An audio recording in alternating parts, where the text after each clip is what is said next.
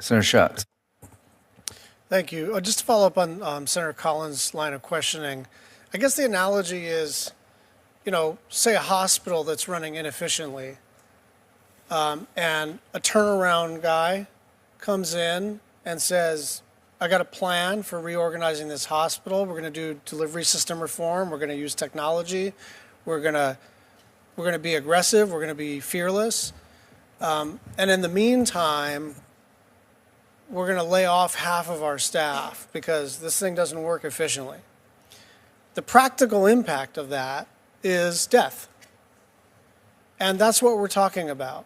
And so every time we talk about the practical, near-term, immediate, real-world, geopolitical, and humanitarian impacts of what has happened, especially to U.S. aid, you pivot very skillfully and maybe even correctly to what needs to be reformed in the State Department itself and in the interaction and relationship between aid and state.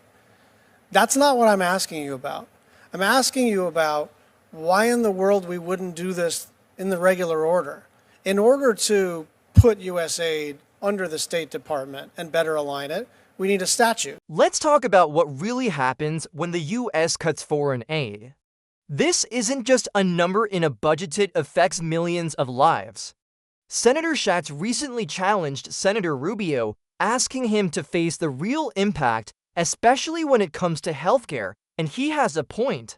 When funding is suddenly pulled, hospitals in dangerous areas lose workers, run out of supplies, and people start dying not later, but right away. This isn't about wasteful spending or free giveaways. It's about making sure doctors can keep working, vaccines reach people, and basic care continues during crises. Rubio wants to focus on future reforms, but Schatz is asking about the lives at risk right now. Cutting aid without a plan doesn't just shrink our global role, it fuels disaster. So what matters more, how it looks politically or saving lives? In order to reform all of these programs, we need an SFOPS bill.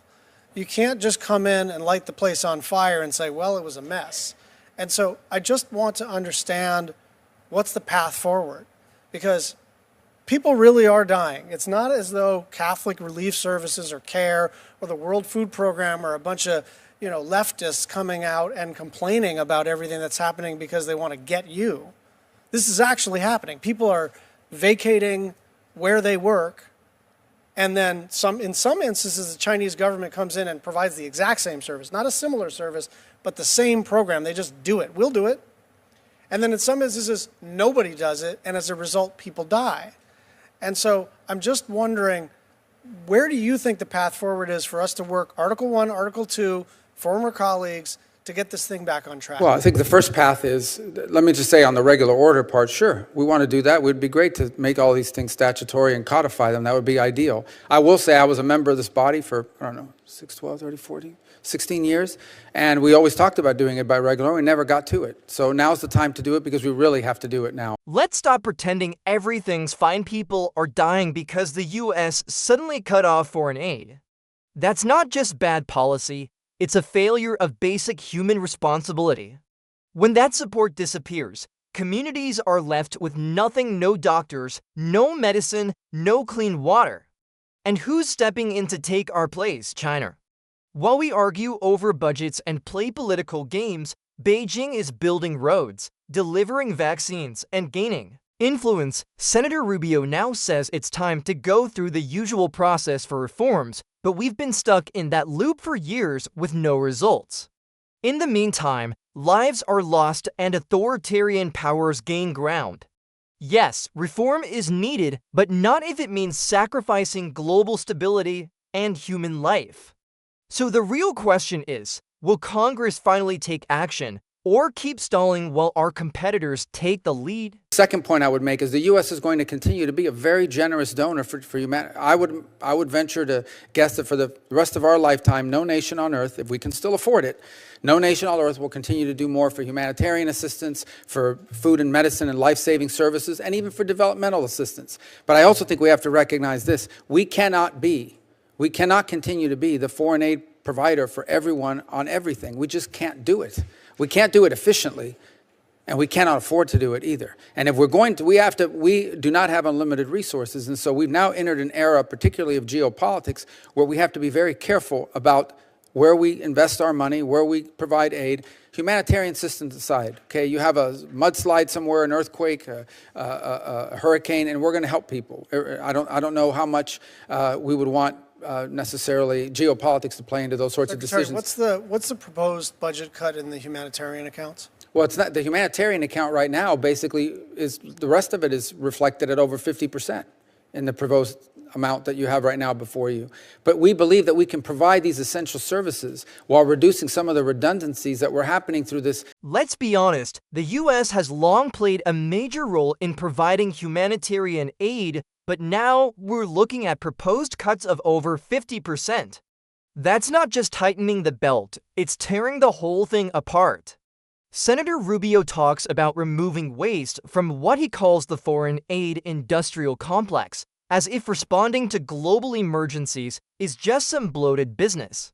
Yes, efficiency matters, no one's denying that, but slashing vital programs doesn't just cut excess, it destroys the support millions rely on to survive.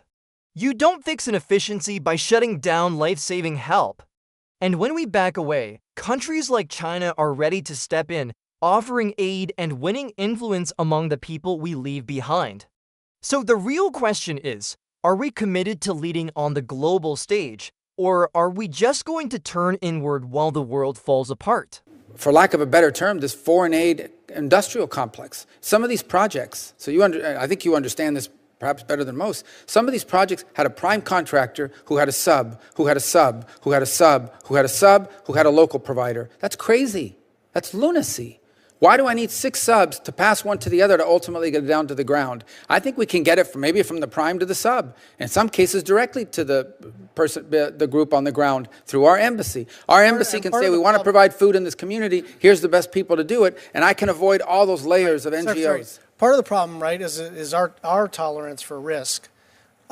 Because if we establish a bunch of criteria and requirements and pre-audit, then you increase administrative costs, right? And I'm one of these people who thinks that it's not unreasonable to start to capitate or slowly ramp down administrative costs. But administrative costs are not 88%, right?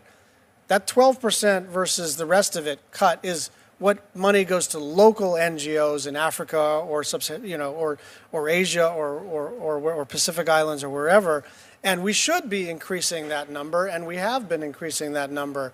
But it is the precipitousness. Senator Schatz just exposed one of the biggest problems in U.S. foreign aid, the tangled mess of subcontractors. He's calling out the system where one contractor passes work to another, and then another, until most of the money meant for things like clean water or medicine gets eaten up by overhead and middlemen. And he's right. Why rely on layers of outside consultants when local groups already know what their communities need? Schatz is pushing for a simpler, more effective approach. Get the money from the main contractors directly to the people on the ground, with embassies keeping things in check. It's not about spending more, it's about spending smarter. Every dollar lost to red tape means someone waits longer or never gets the help they need at all. So isn't it time we cut through the bureaucracy and made real impact where it matters? With which this is all being done, that is actually causing reputational damage. A lot of us are doing CODELs, and when we sort of go overseas and we sort of, temporarily take off our partisan hats, we interact with the same providers, and we see kids on half rations getting smaller and smaller. We see kids getting HIV/AIDS from their parents, and nothing you said,